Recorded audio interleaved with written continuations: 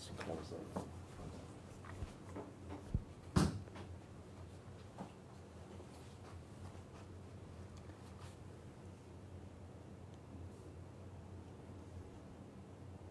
Okay, Father Tim, I don't have a microphone, so I hope you have can use this one. You have a better phone. So at this time, I like to double test with my sound system again. I think I figured out what's going on, but I want to use this time to interview Father Tim with the microphone, with new microphone, about his spiritual life during this quarantine time. This is over 40 days now, and so just a couple of questions with Father Tim Washington, Redemptorist. So, Father, how long you been in this Baton Rouge now? I've been here about 6 months. 6 months. So, how do you like about Baton Rouge? Oh, I like Baton Rouge. You feel like this is your home? Yeah.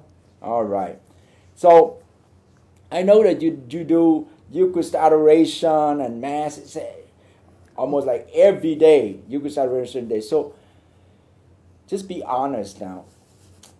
You do it all this by yourself in this chapel, and it seems like you go to gym every day. Maybe first you feel like a little bit awkward.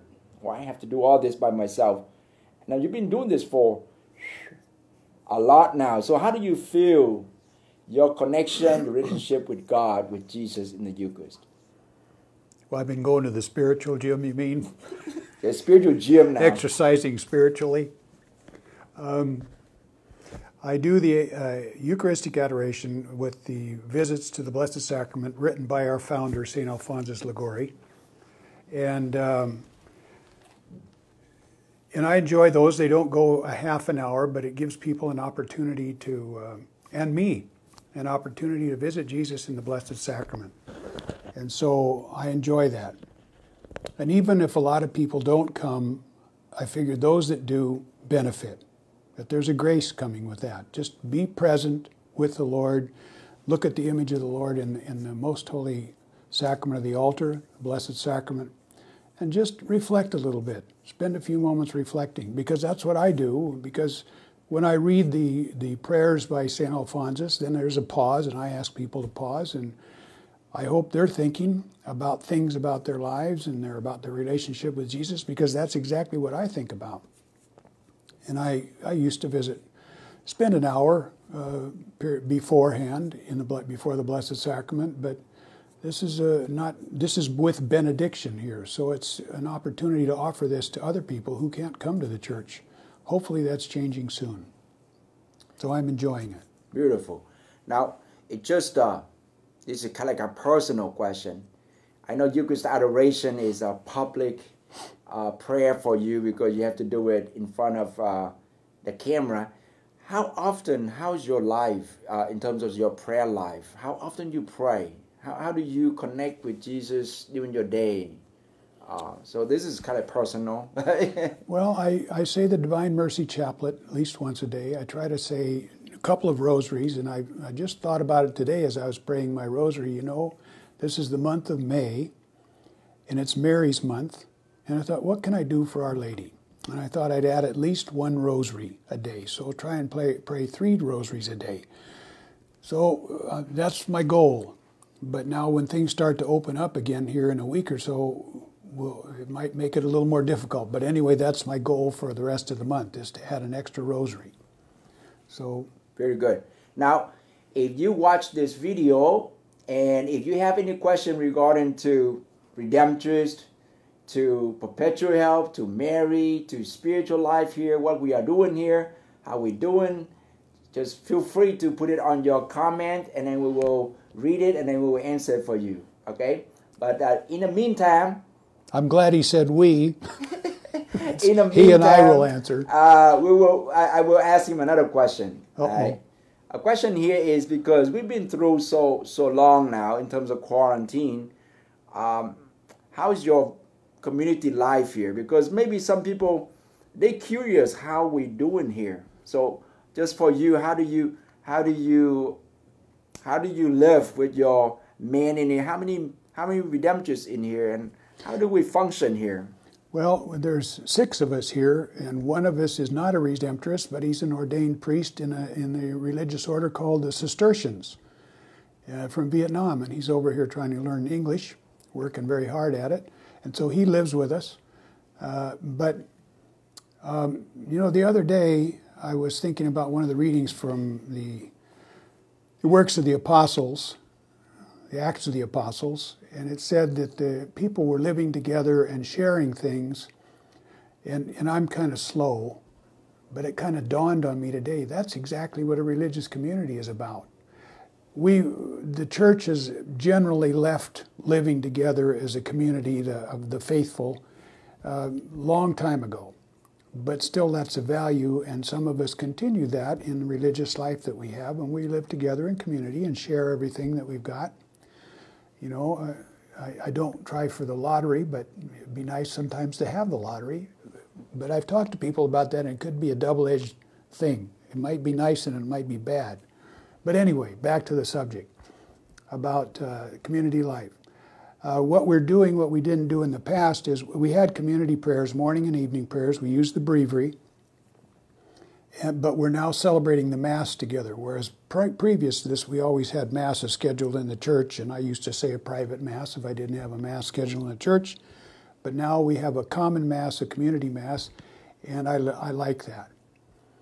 So I like our morning prayer and our evening prayer, and we have the Mass after morning prayer, and I'm enjoying the community here. I think it's a nice community. We get along, and we haven't come to blows.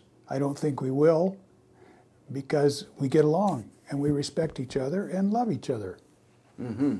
Now, one thing that you didn't mention, that my favorite moment besides prayer is meal. It's a meal time. Oh, indeed. Yeah. So every day we have only one meal together. This is the main called dinner. Well, that's our main meal at lunchtime, which is 12 o'clock, and we enjoy each other like usually about 45 minutes to 1 hour, and we enjoy each other so much. Even though at this time we don't have cook, we don't have cleaner, and so we take turn to cook for one another, and we clean the house, and so I enjoy the story. So I don't know. Yeah, I enjoy the time around lunch, and Father McKinnon, who's the oldest father in the house, at something beyond 80 years of age. He enjoys that too, and it's nice to sit there. Previously, when we were out and about and had things scheduled, it was hard to stay maybe for the full hour.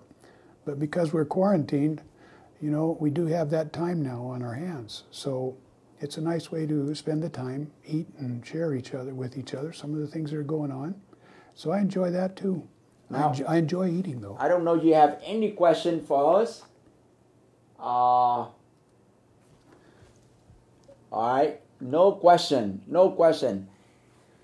If you don't have question, maybe you just post your comment or question later on, and then we can text it for you. But please don't make them too tough. Just one more question, because I know that a lot of you working at home maybe, or still going back to work, and you scared of the whole coronavirus spreading and all that. And here we are. Father Tim, he still go outside and shopping and pay bills and all that. So just one more question, Father. In terms of a message, a little bit more like to the people at home, to people at work, do you have any advices? Do you have any message for them that like be not afraid, or so how do you take this coronavirus pandemic time now? Maybe we're going back to church, but not sure how do we deal with this. So what is the message you think that, and now with 80 years old, almost 80. You didn't have to tell them. I mean, you're still very strong and very healthy and very optimistic. I don't know, how do you deal with, because everybody afraid of sickness and all that stuff. So one message for our young people, for our people out there, maybe wondering about how to deal with this. Well, you might think I'm crazy, but I am not. When I go to bed at night, I go to sleep. I don't worry about the pandemic. I don't worry about catching the virus. I'm trying to observe the rules here. I hope that things are going to open up soon so we can get back to church. But we're already talking about that, and it looks like it's going to be altering our way at doing church a lot. It frustrates me hearing about it, but I don't lose sleep about it because I figure the Lord is in charge of all this. And if we keep trusting in the Lord, He's going to show us the way, as He always has. So trust in the Lord, pray, and do the next right thing, as I've read somewhere on the internet. Take the next right step. Whatever is in front of you, do the right thing. And if you don't know it, then pray about it. But for the time being, I'm not particularly worried. I'm just moving forward. But I know lots of people are worried, and I just say, trust in the Lord. But be cautious, be prudent, and try to follow the restrictions or the instructions of the other governors of the states that we're in, and of the elected authorities, because they help to guide us. They want to protect us. Thank you very much, Father Tim. And I think I might just have a last word here. Thank you very much for everyone who's watching this. As a pastor at St. Jared Magella Church, I just want to tell you this one thing, that when we come back, we will come back to the main church for weekday masses, and then we have a Sunday masses, regular schedule, regular time, 9 o'clock in the morning for weekday masses, and Tuesday we will have 12, and then weekend we have 4 p.m. on Saturday and 8 and 10 on Sundays. So just to clarify, you're now going to be celebrating the daily Mass in the church, not in the office. No, in the church, because we have more space. We need more space. Yeah, because of distancing. Distancing. But we don't start tomorrow yet. Wait until the diocese, the bishop announce. Okay, just for the sake of the news. Second, we thank you very much for all of you who kind of accompany us this time, and those who even cook for us sometimes to bring food. Wow, that's really wonderful. We thank all the donors, benefactors, trusty friends, and dear friends, and all of you. Thank you very much. We love you, and keep yourself safe and be holy, as you know. Thank you. Thank you, Father Tat. And if you can, if you like this video, please put thumbs up, big heart, so we know that you are responding, right? And then, if you think that the sound system is perfect, then I'm ready to go for tomorrow Mass with this kind of system. So thank God. Have a good evening. Bye.